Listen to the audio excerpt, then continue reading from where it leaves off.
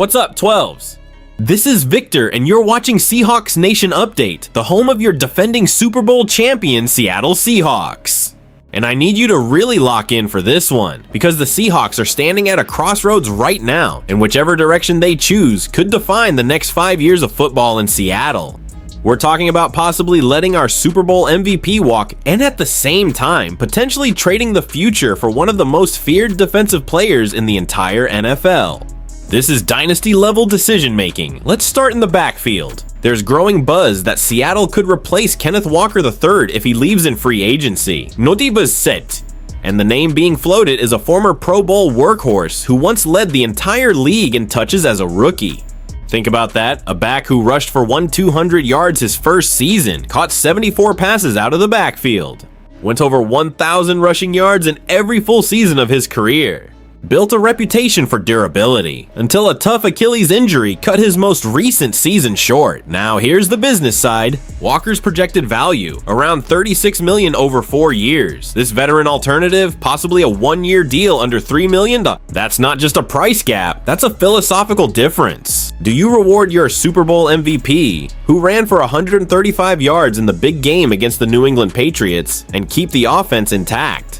Or do you go cost efficient at running back, trust Zach Charbonnet's development, and redirect that money somewhere else? And speaking of somewhere else, let's talk about the defensive bombshell. There's a trade proposal circulating that would send 2 first-round picks, plus a young rotational edge, to the Las Vegas Raiders for a 5-time Pro Bowl pass rusher with nearly 70 career sacks. I'm talking about a defensive end with a non-stop motor, a guy who had 10 sacks and 20 QB hits last season alone, a player widely viewed as a top 3 edge rusher in football when healthy.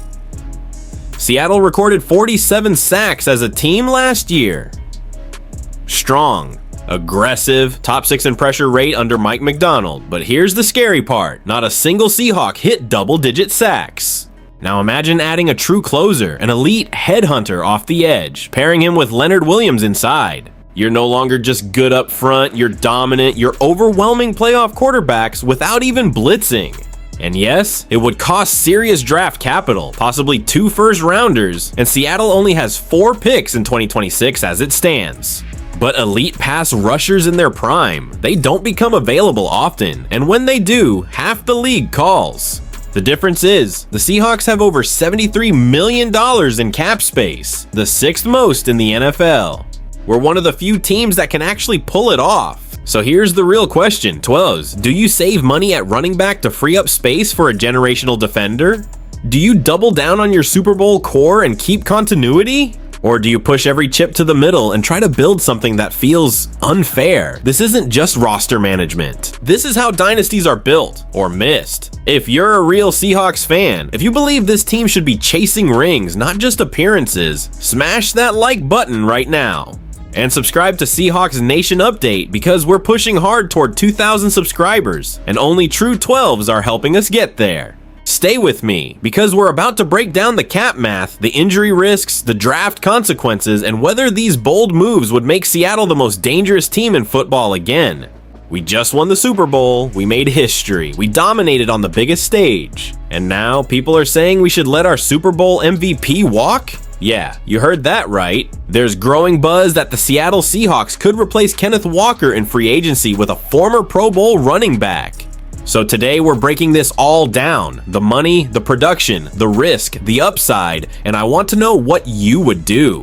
The big question, should Seattle move on from Kenneth Walker? Let's start here. Kenneth Walker didn't just have a good year. He rushed for 127 yards and 5 touchdowns in the 2025 regular season, and then exploded in the Super Bowl with 135 rushing yards, 26 receiving yards, dominated in the 29-13 win over the New England Patriots. That's legendary stuff. And yet, there's real discussion about him possibly leaving in free agency. Walker's projected market value? About 4 years, $36+ million. That's serious money, even for a team in a strong cap position like Seattle.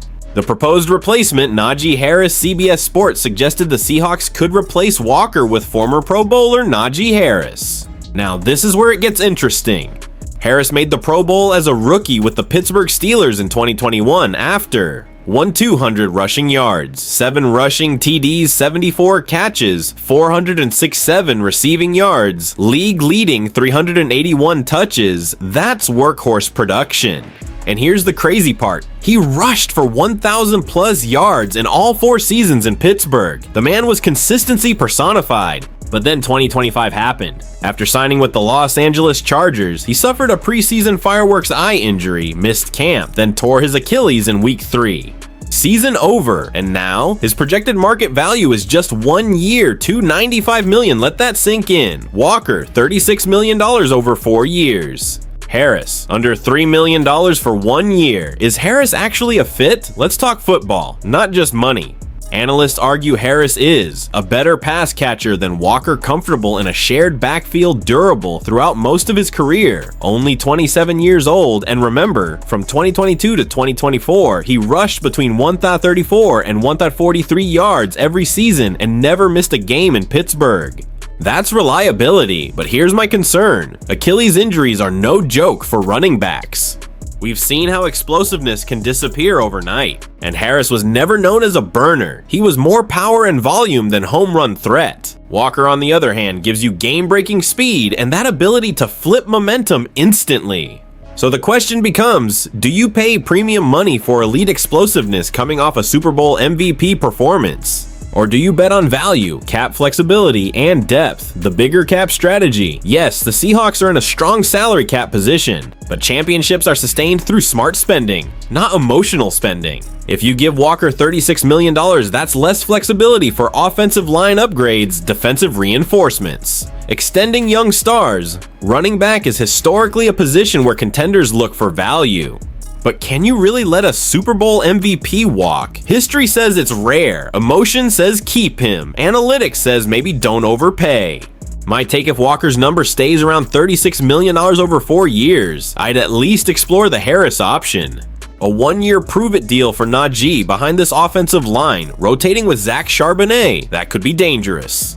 But if Walker is willing to negotiate something team-friendly, I'm running it back with the MVP. Championship windows don't stay open forever, and continuity matters. Now I want to hear from you, 12s. Do you re-sign Kenneth Walker no matter what?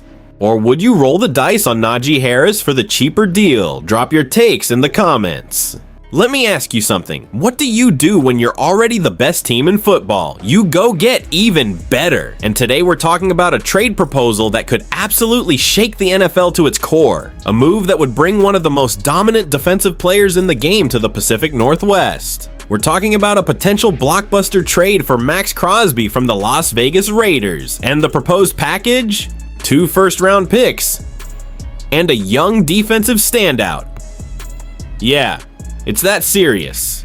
But before we break this all down, if you're a real 12 who believes the Seattle Seahawks are building a dynasty, smash that like button right now.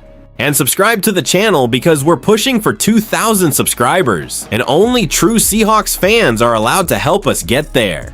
Why this is even possible first, let's talk context. According to Over the Cap, Seattle has over $73 million in available cap space, 6th most in the entire league. That's flexibility.